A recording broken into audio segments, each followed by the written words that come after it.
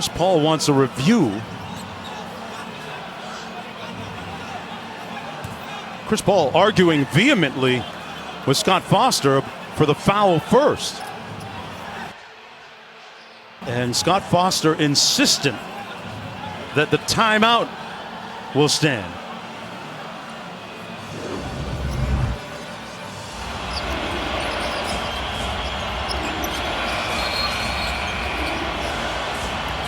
Boy. Well, Dennis Schroeder saw and Chris Paul saw that Frazier seemed to signal foul first. He's got that right hand up prior to giving the timeout, signaling foul.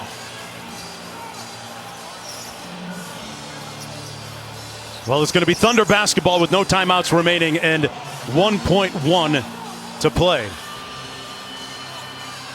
A tremendous amount of conversation and discussion.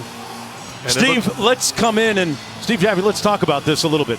It looks like Scott Foster's just signaled the foul. There was a foul prior to the timeout called on James Harden. So now we have. It's an away from the play foul. Anyone can shoot this one shot and it'll be side out from the original spot. There you go. So with the ball not yet inbounded, they say that the foul will take precedent. So because of that situation, it'll be one free throw and possession again afterwards. Anybody can shoot it.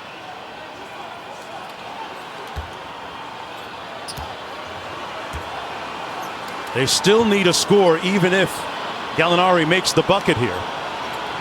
The only difference being if he makes it, that score would count for a win instead of a tie.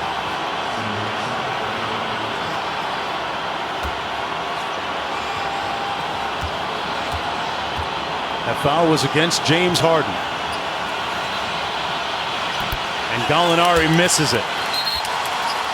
But not a deal breaker. They can still tie it. You know historically how much grabbing and holding there is in this situation.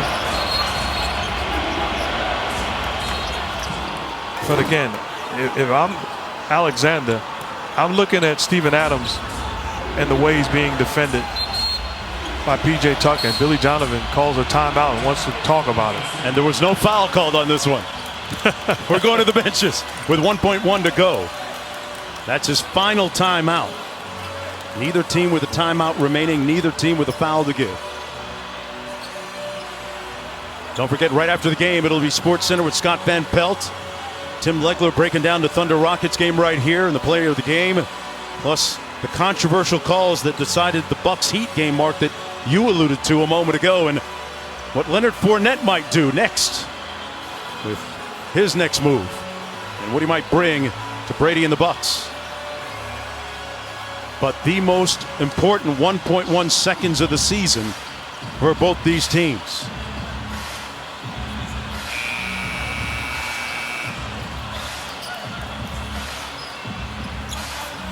I tell you what, both games tonight has not been the finest moment for whistleblowers. It's taken a lot of courage to make the calls that they've made. And speaking of courage, we'll see who has it, who gets it, who makes it, and potentially takes it for OKC. Gilgeous-Alexander to inbound again. Schroeder, Adams, Gallinari, and Chris Paul on the floor as well. And Steven Adams just dived to the rim. He's wide open. Guarded by P.J. Tucker. And they get it blown up.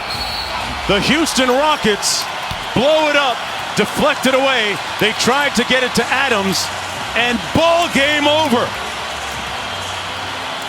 The Houston Rockets advance to take on the Los Angeles Lakers. What a battle.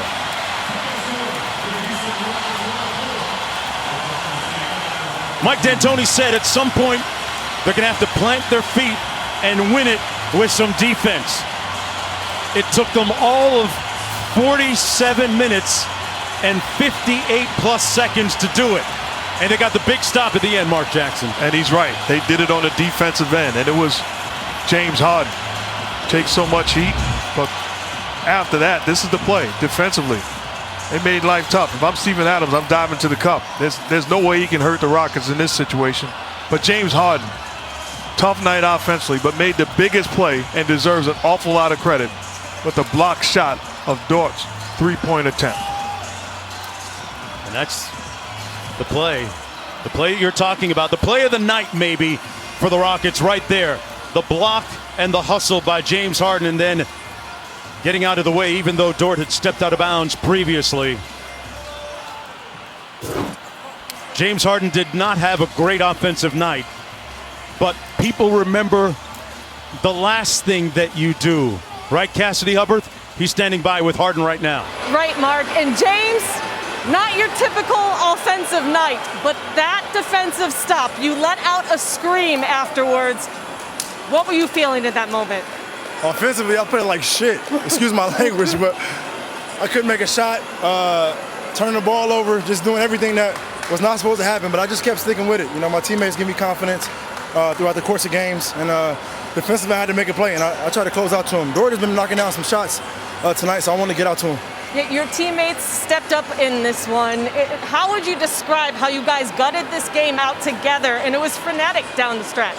Give Oklahoma City credit, man. They play hard, scrappy, very, very guard-oriented, get to the basket. They just fought. They gave us a 7-game series down to the last possession. But guys stuck with it. You know, it was a possession-by-possession game, and that's what's going to happen in the playoffs. So we made the right plays down the stretch and win the game. Yeah, you guys were able to withstand an OKC team who continues to come up in the clutch. How would you describe this battle against your former teammate CP3 here in a Game 7? Like I said, they're scrappy. You know, CP made some big shots, especially late in the fourth quarter. Shea, they're all their guards, man. They make plays, and so we want to contain the dribble and contest shots when we had to, and then at the end of the possession, rebound the basketball. So I think we did a really good job, especially towards the end of the game, and just happy to come away with the win. Lastly, just 2 days you have until you face a well-rested Lakers team and LeBron James, who you haven't gone up against since you were in the finals last with the Thunder. Yeah. So what are you anticipating about that matchup? Superstar power. You know, they've been playing well. Obviously, the first round, they played extremely well. 2 days and we got another game. So we just got to get our rest. I'm sure we'll watch some film tomorrow and prepare and get ready to go. Congrats on the series win, James. Thanks. Back to you, Mark. And hit the ice.